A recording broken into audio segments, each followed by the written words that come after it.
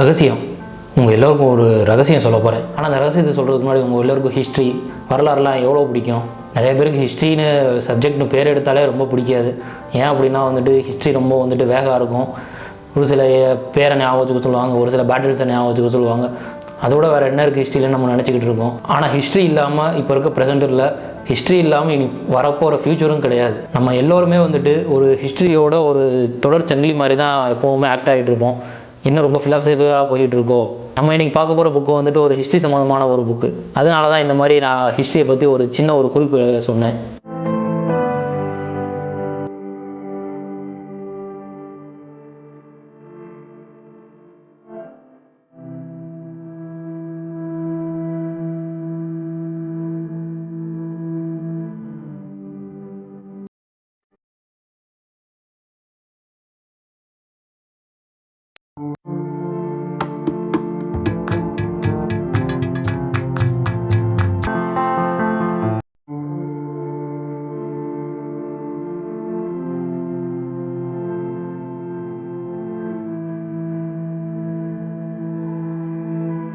இந்த பாடல் வரிகளுக்கு சொந்தக்காரர் தான் இந்த புக்கை எழுதியிருக்காரு. அவர் வேறு யாரும் இல்லை, வித்தக கவிஞர் பா. விஜய். இன்னைக்கு நம்ம கூட தன்னோட எண்ணங்களை ரகசியங்களை ஷேர் பண்ணிக்கிற அந்த புக்கு தான் அரண்மனை ரகசியம். வணக்கம், நான் ஆனந்தவேல். தாட்ஸ் ஆன் புக்கு உங்களை அன்புடன் வரவேற்கிறது.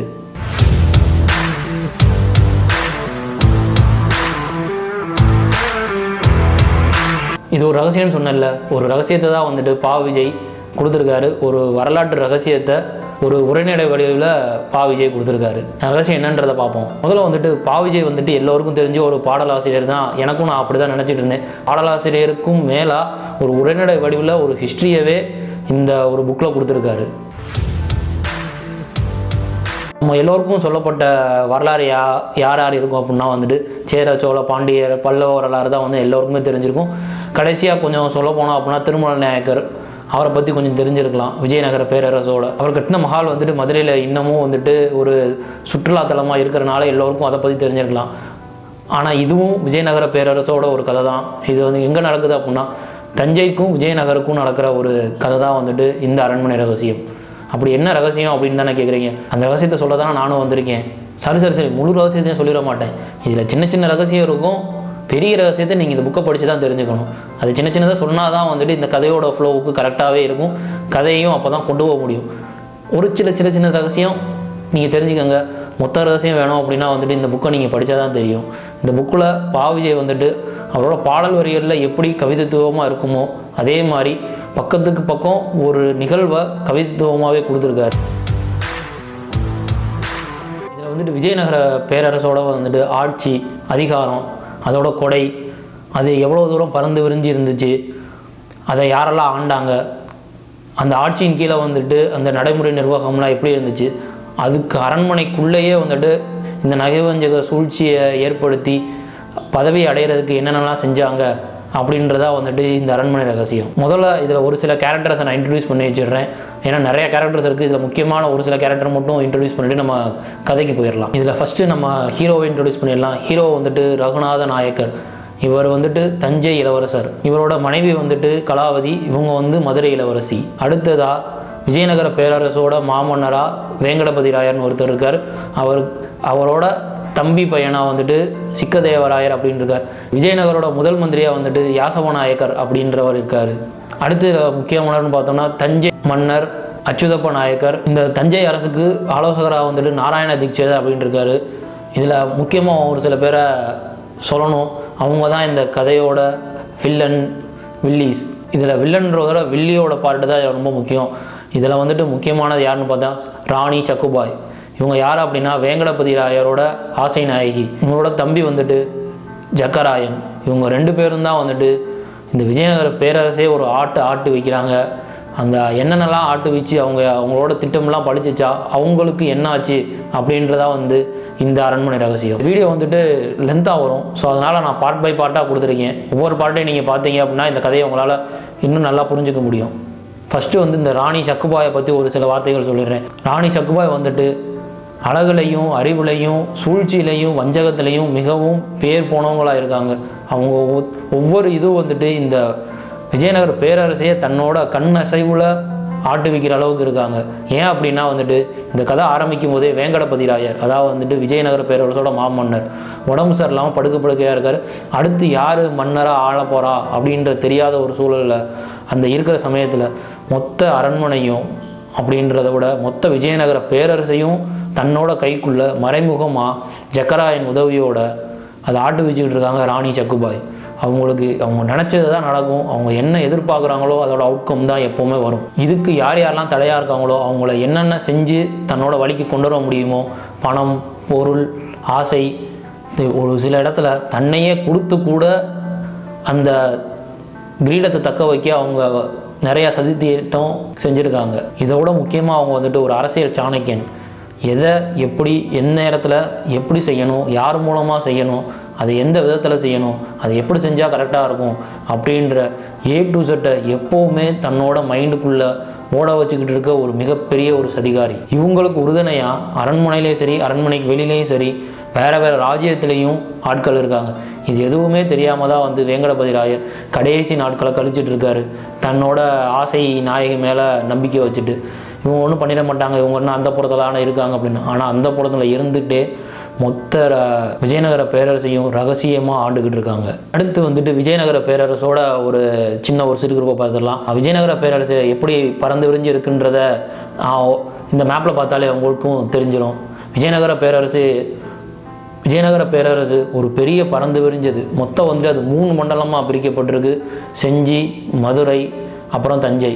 இவங்களோட ஆதிக்கம் வந்துட்டு ஸ்ரீலங்கா வரைக்கும் நீண்டு இருந்திருக்கு. செஞ்சிக்கோட்டையை வந்துட்டு கிருஷ்ணப்ப நாயக்கரும், மதுரை மண்டலத்தை வந்துட்டு வீரப்ப நாயக்கரும், தஞ்சை மண்டலத்தை வந்து அச்சுதப்ப நாயக்கரும் ஆண்டுட்டு வராங்க இந்த வேங்கடபதி ராயர் ஆட்சிக்கு கீழே. அந்த நேரம் வந்துட்டு மாமன்னருக்கு ரொம்ப உடம்பு சரியில்லாமல் போயிடுது. அடுத்த வாரிசு அறிவிக்க வேண்டிய சூழ்நிலைக்கு வரும்போது நான் அடுத்த வாரிசு அறிவிக்க போகிறேன் அப்படின்னு சொல்லிட்டு ஒரு பிரகடனம் வருது. அந்த இதனால இந்த மொத்த மண்டலத்தில் இருக்க எல்லோரும் அங்கே கிளம்பி போகிறாங்க. அதுக்கு முன்னாடி இந்த பிரகடனம்லாம் வர்றதுக்கு முன்னாடியே வந்துட்டு இந்த 3 மண்டலத்திலையும் அறிவிச்சிருந்த பெரிய பொருளாதாரம் வளர்ந்துக்கிட்டு இருக்க ஒரு மண்டலம் அப்படின்னு பார்த்தோன்னா தஞ்சை. அவங்க வந்துட்டு பேர், புகழ், அவங்களோட பொருளாதார வளர்ச்சி, கடல் வாணிபம் எல்லாத்துலேயும் மிகச்சிறந்ததாக அந்த காலகட்டத்தில் விளங்கிட்டு இருந்திருக்காங்க.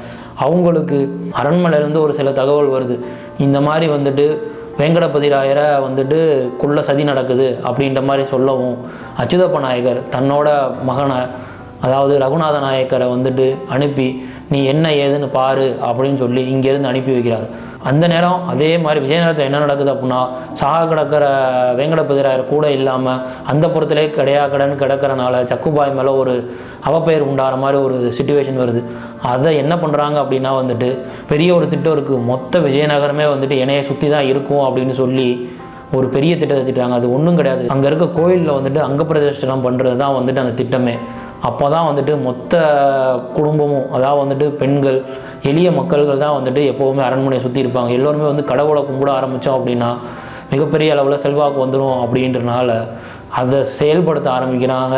சதித்திட்டம் தீட்டி அவ்வளவு அறிவாக இருக்க சக்குபாய். அந்த நேரம் என்ன ஆகுது அப்படின்னா வந்துட்டு இந்த சூழ்ச்சிகார ஆட்சி பிடிக்காத ஒரு கும்பல், அதாவது வந்து புரட்சிப்படை, எல்லோரு இடத்துலையும் இந்த மாதிரி நம்ம இதில் வந்து இப்போ நக்சலைட்ஸ் அந்த மாதிரி இருக்க மாதிரி எப்போவுமே ஒரு ராஜ்யம் நடந்துச்சு அப்படின்னா அந்த ராஜ்யம் சரியாக வரல அப்படின்னா மக்களே வந்து ஒரு புரட்சி படம் மாதிரி மாற ஆரம்பிச்சிடும். அந்த மாதிரி முன்னாள் வீரர் ஒருத்தர் வந்துட்டு புரட்சி படையாக இருந்து அந்த நேரம் சக்குபாயை கொள்ள பிளான் பண்ணுறாரு. ஆனால் அந்த பிளான் தோற்று போயிடுது. அந்த புரட்சி படையோட வீரனோட பேர் வந்துட்டு சிவபுத்திரன். அவனுக்கும் ஒரு சில கொலீக்ஸ் எல்லாமே இருக்காங்க.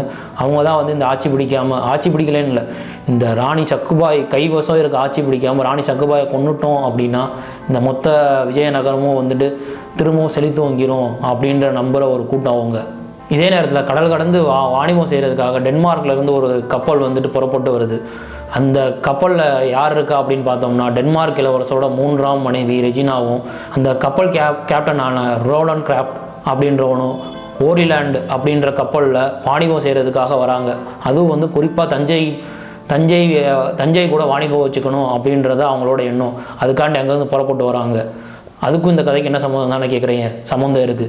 போக போக அந்த கதையோட ஊடாவே நீங்கள் தெரிஞ்சுக்கலாம் அது என்னென்னு. அதனால நான் நினைக்கிறேன் இங்கேருந்து அங்கே போய் சேரவும் அடுத்த மன்னராக அறிவிக்க வேண்டிய சமயம் வருது.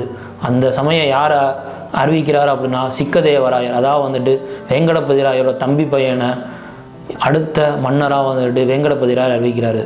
அது எல்லோருக்குமே வந்து பெருத்த மகிழ்ச்சி. மக்கள் எல்லோருமே பெருசாக கொண்டாடிட்டு இருக்காங்க. இங்கே இருக்க நாராயண தீட்சிதர், ரகுநாதன், யாசம நாயக்கர், அவங்க கூட இருக்க அரச விசுவாடி எல்லோருமே வந்துட்டு ஜெயன்னு கொண்டாடிட்டு இருக்காங்க. ஏன் அப்படின்னா வந்துட்டு அந்த சதிகாரி சக்குபாய்க்கு அந்த இது போகலை அப்படின்றதுல பெரிய கொண்டாட்டமாக இருக்குது. ஆனால் ஒரு பெரிய ஒரு புகைச்சல் ஒன்று நடந்துக்கிட்டு இருக்குது அந்த புறத்தில். அது யார் அப்படின்னா வந்து ராணி சக்குபாய், அவனோட தம்பி சக்கராயன், அவங்க கூட்டம் ஒரு பெரும் புலம்பிகிட்டு இருக்காங்க. ஐயோ இப்படி என்ன ஆயிடுச்சு, இப்படி சொல்லிட்டானே அப்படின்னு சொல்லிட்டு அடுத்த மன்னர் அறிவித்ததும் அவரோட பட்டாபிஷேகத்துக்கான நாளும் குறிக்கப்படுது. அது வேறு எந்த நாளும் கிடையாது. சோழ மன்னர் வழியாக வந்த அடுத்தடுத்த மன்னர்கள் பதவியேற்ற அதே நாள் தான். அது என்ன அப்படின்னு பார்த்தோன்னா கார்த்திகை மாதம் திரியோதி நட்சத்திரம் அதிகாலையில் அதாவது பட்டாபிஷேகம் நடக்கணும் அப்படின்றத அதோட தீர்மானமே. இதெல்லாம் தெரிஞ்சு பெரிய குமுறிக்கிட்டு இருக்காங்க அந்த புறத்தில். இது பிடிக்காத சக்கராயன் வந்து நான் வந்துட்டு வேட்டைக்கு போகிறேன் அப்படின்னு நைட்டாக கிளம்பி போகிறான். அந்த நைட்டாக கிளம்பி போகும்போது அரண்மனையிலேருந்து ஒரு பனிப்பெண்ணையும் கையோட அவனோட ஆசையை இணங்க வைக்கிறதுக்காக கூட்டிகிட்டு போயிடுறான்.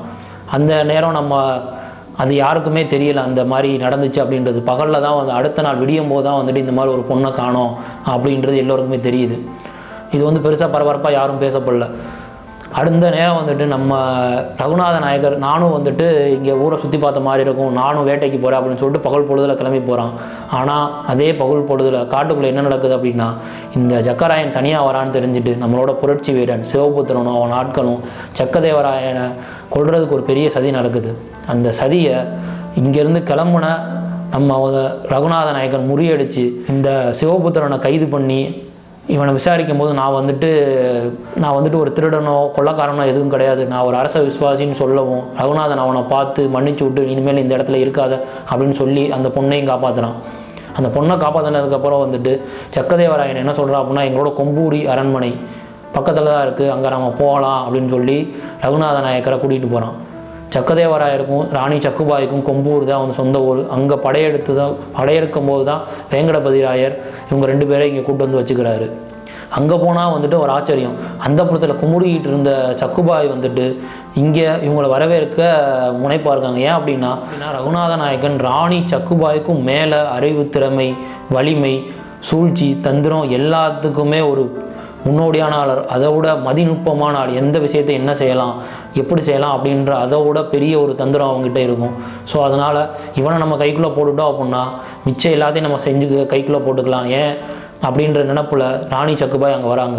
ஏன் அப்படின்னா வந்து மதுரையும் செஞ்சியும் டைரெக்டாவோ ராணி சக்குபாய் கைவசம் தான் இருந்துச்சு. ஒரே ஒரு மண்டலம் இவங்க கைவசம் இல்லாதது வந்துட்டு தஞ்சை மண்டலம். இவனை கைக்குள்ளே போட்டு வச்சிட்டோம் அப்படின்னா நம்ம தஞ்சைக்கும் சேர்ந்த ஆண்டு அடுத்து வரப்போகிற ஒரு பெரிய ராணி அடுத்து இந்த சக்கதேவராயரை கைக்குள்ளேயும் போட்டுட்டோம் அப்படின்னா அந்த மொத்த ராஜ்யம் திரும்பவும் நம்மளால் ஆள முடியும் அப்படின்ற எண்ணத்தில் அங்கே இருக்காங்க. அந்த வலை எப்படி அப்படின்னா வந்து தன்னோட ஆசைக்கு இணங்க வைக்கிறது அந்த வலை. அந்த இதுலேருந்து தப்பிச்சு ரகுநாத நாயகர் அரண்மனைக்கு போகிறாரு.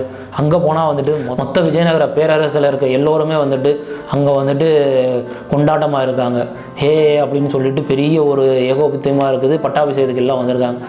அந்த நேரம் வந்துட்டு ஒரு உளவாளி வந்துட்டு செத்து போயிடுறான். அங்கே அது என்ன வச்சுட்டு செத்து போயிடுறான் அப்படின்னா வந்துட்டு நம்மளோட ஆயுதக்கிழங்கான மெனுகொண்டா ஒருத்தவங்க அழிக்க வராங்க அப்படின்னு சொல்லிட்டு செத்து போயிடுறான். அது வேறு யாரும் இல்லை, கோல்கொண்டாவோட அரசன் இப்ராஹிம் குதுபிஷா அப்படின்ற வந்துட்டு நம்மளோட ஆயுதக்கிழங்கு அழிக்க வராங்க அப்படின்றது ஒற்றன் மூலமாக தெரியுது. ஆனால் முழுசாக நேரம் எப்போ வருவாங்க அப்படின்ற தகவல் இல்லை. இதை யார் செஞ்சுருப்போம் அப்படின்னு எல்லோருமே ஊகிச்சிருக்கலாம். இதை செஞ்சது யாருன்னு பார்த்தோம் அப்படின்னா சதிகாரி ராணி சக்குபாய் தான். அவங்க அடுத்தடுத்த ராஜ்யத்திலே அவங்களுக்கு இருக்க செல்வாக்கு வச்சு இந்த மாதிரி அவங்களோட ஆயுதக்கிழங்கு அழிச்சிட்டோம் அப்படின்னா விஜயநகர பேரரசில் இப்போ எல்லோருமே வந்துட்டு ஆயுதம் எதுவுமே இல்லை, எல்லாரும் பட்டாபிஷேகத்தை வந்திருக்காங்க. இதை பயன்படுத்திக்கிட்டோம் அப்படின்னா விஜயநகரையே வந்து முழுசாக கைப்பற்றிடலாம் அப்படின்னு நினச்சி ஒரு சதி திட்டம் தீட்டுறாங்க. ஆனால் வந்துட்டு இது எப்படியோ ஒரு சின்ன விஷயமா தெரிஞ்சிருது. இதுக்கு வந்துட்டு பேரரசர் வேங்கடபதிராயிட்ட சொல்லும்போது ரகுநாத நாயக்கரை வந்து தலைமையில் ஒரு படை கொண்டு போய் நம்மளோட கோட்டையை மீட்டிட்டு வாங்க அப்படின்னு ஒரு உத்தரவு வருது. அந்த உத்தரவுப்படியே வந்துட்டு ரகுநாத நாயக்கர் ஒரு படையை கூப்பிட்டு போகிறார். ஆனால் இதில் ஒன்று சிரிப்பு என்ன அப்படின்னா வந்து அந்த படைக்கு உபதளபதியாக சக்கராயனையும் இன்னொரு பக்கமாக யாசம நாயக்கரையும் கூட்டிகிட்டு போகிறான். இவங்க இந்த படை எப்படி போகுது அப்படின்னா யானைப்படையை வந்துட்டு யாசம நாயக்கர் தமிழில் மெனுகொண்டா கோட்டைக்கு அனுப்பிட்டு இவங்க 2 பேர் தலைமையில் இருக்க படம் வந்துட்டு பக்கத்தில் இருக்கிற கோல்கொண்டா நகரத்தை தாக்குறது தான் வந்துட்டு அவங்களோட எண்ணமே. ஒரு படம் ஒரு பக்கமும், இன்னொரு படம் இன்னொரு பக்கமும். ஏன் அப்படின்னா மொத்த படையும் அங்கே கோல்கொண்டாவிலேருந்து மெனுகொண்டாவுக்கு போயிட்டனால அங்கே போனோம் அப்படின்னா நம்ம ஈஸியாக கைப்பற்றிடலாம் அப்படின்ற ஒன்று ராஜதந்திரமான எண்ணத்தை பயன்படுத்தி அதை கொண்டு போய் கைப்பற்ற போகிறாங்க. இது வந்துட்டு இந்த சதித்திட்டம் எல்லாம் தீட்டி கொடுத்த சக்கரதேவராயரால் எதுவுமே செய்ய முடியல ரகுநாத நாயக்கனை தடுக்கிறதுக்கு. இவங்க அங்கே போகிறாங்க, யாருமே இல்லை, அந்த மொத்த கோட்டையை கைப்பற்றுறாங்க. மெனுகொண்டாவுக்கு வராங்க. அங்கே வந்துட்டு சுல்தான் வந்துட்டு அந்த டைமில் மெனுகொண்டாவை கைப்பற்றிருக்கான். இவங்க எல்லோரும் சேர்ந்து அதை பெருசாக கைப்பற்றிட்டு பெரிய ஒரு வெற்றி கொண்டாட்டத்தோட விஜயநகரம் திரும்புகிறாங்க. இந்த வெற்றி கொண்டாட்டத்தோட விஜயநகரம் திரும்புகிறாங்க. அடுத்தடுத்த பட்டாபிஷேக வேலை எல்லாமே நடக்குது. அடுத்த மன்னராக வந்து சிக்கதேவராயர் வந்துட்டு முடிசூட்ட போடுறாரு. அந்த நேரம் வந்துட்டு ரகுநாதனுக்கு ஒரு மிகப்பெரிய ஒரு ஆச்சரியம் காத்துட்ருக்கு. அது என்ன அப்படின்னா வந்துட்டு பேரரசர் ஒரு அறிவிப்பு அறிவிக்கிறார். இந்த மகிழ்ச்சியான நேரத்தில் இன்னொரு ஒரு அறிவிப்பு அறிவிக்கிறேன் அப்படின்னு சொல்லிட்டு. இந்த அறிவிப்பு என்ன அப்படின்னா, தஞ்சையை ஆண்டுகிட்டு இருக்க மன்னர் அச்சுதப்ப நாயக்கரோட மகன் ரகுநாத நாயக்கனுக்கும் மதுரையை ஆண்டுகிட்டு இருக்க வீரப்ப நாயக்கனோட மகள் கலாவதிக்கும் திருமணம், அதுவும் இப்போவே அப்படின்னு அறிவிக்கவும் மக்கள் எல்லோரும் ஆச்சரியத்திலே அதிசயத்திலையும் பெருசாக வந்துட்டு ஒரு ஏகபோகமாக கொண்டாடிட்டு இருக்காங்க. இந்த கொண்டாட்டம்லாம் முடிஞ்சு அவங்கவுங்க மண்டலத்துக்கு ஒவ்வொருத்தவங்களும் பிரிஞ்சு போயிடுறாங்க. இது என்ன அப்படின்னா வந்து ஏற்கனவே சண்டையில் இருக்க மதுரை நாயக்கர் வந்துட்டு இந்த கல்யாணம் பிடிக்கலை, ஆனால் வந்துட்டு வேங்கடபதி ராயர் சொல்லிட்டாரே அப்படின்னு சொல்லிட்டு கல்யாணத்தை நடத்தி வச்சுட்டு ஊருக்கும் கிளம்பி போயிடுறாரு, செஞ்சிக்கும் போயிடுறாரு. இவங்க கொஞ்ச நாள் இருந்துட்டு இவங்களும் அடுத்த கட்டமாக இவங்க அச்சுதப்ப நாயக்கர் அவங்களோட பரிவாரம், அப்புறம் வந்துட்டு ரகுநாத நாயக்கர், கலாவதி இவங்களும் தஞ்சை மண்டலத்துக்கு கிளம்பி போகிறாங்க. அங்கே ஒரு ஆச்சரியம் காத்துட்டு இருக்காது. என்ன அப்படின்னா வந்துட்டு நம்ம முன்னாடியே பார்த்தோம்னா டென்மார்க்லேருந்து ஒரு கப்பல் கிளம்புச்சு அப்படின்னு சொல்லிட்டு அந்த கப்பலை நாகப்பட்டினம் வரதுக்கு முன்னாடியே தமிழ்நாடோட எல்லையில் சோழகன் ஒரு தீவிரவாத கும்பல் அதை வந்து தாக்கிடுது.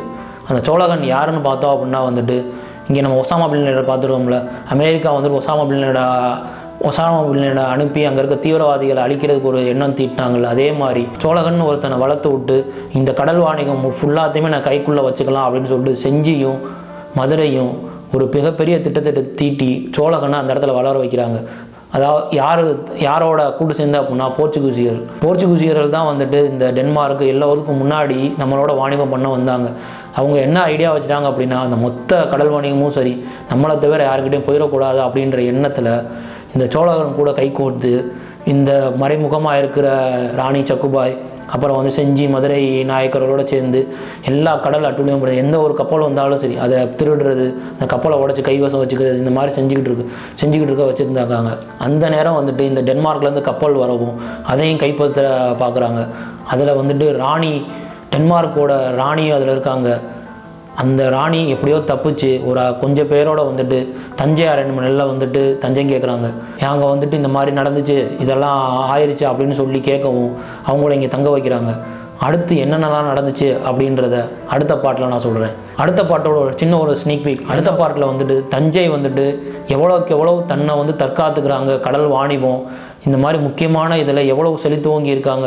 அது போக நம்மளோட டென்மார்க்கு மக்கள் கூட எவ்வளோக்கு எவ்வளோ ஒன்றிணைஞ்சு அவங்களோட பொருளாதாரம், அவங்களோட ஆயுத கிடங்கு, அவங்களோட சொல்வளம், அவங்களோட படைபலம், அவங்களோட கலைபலம் எல்லாத்தையும் எப்படி டெவலப் பண்ணுறாங்க அப்படின்றத பார்க்க போகிறோம். அதுக்கு அடுத்து வந்துட்டு இன்னும் முக்கியமான என்ன அப்படின்னா அடுத்து எப்படி இந்த போர், ஆமாம் ஒரு பெரிய போர் வந்துட்டு நம்மளோட தமிழ்நாட்டோட ஒரு நினைவு சின்னமாக ஒரு பெரிய நீர்த்தேக்கத்தை அழிக்கிறதுக்கான ஒரு திட்டத்தை எப்படி அந்த சதி எப்படி முறியடிக்கிறாங்க, அதுக்கப்புறம் விஜயநகர பேரரசு எப்படி அதை தடுத்து இன்னும் செழித்தூங்கி வளர்ந்துச்சு அப்படின்றதா அடுத்த ஸ்னீக் பீக். அது வரைக்கும் அந்த அடுத்த வீடியோ வரைக்கும் கொஞ்சம் காத்துருங்க. சீக்கிரமே அடுத்த வீடியோவும் போஸ்ட் பண்ணுறேன். உங்களுக்கு இந்த வீடியோ பிடிச்சிருக்கோம் அப்படின்னு நான் நம்புகிறேன். இன்னும் இதோட அடுத்தடுத்த பார்ட்டை பார்க்குறதுக்கு வந்துட்டு இந்த சேனல் லைக் பண்ணிக்கோங்க, ஷேர் பண்ணிக்கோங்க, சப்ஸ்கிரைப் பண்ணிக்கோங்க. அடுத்த வீடியோ வரதுக்கான ஒரு சின்ன ஒரு இதுவாக நோட்டிஃபிகேஷனை கிளிக் பண்ணிக்கோங்க. உங்களை அடுத்த வீடியோவில் சந்திக்கிறேன். வணக்கம், பாய்.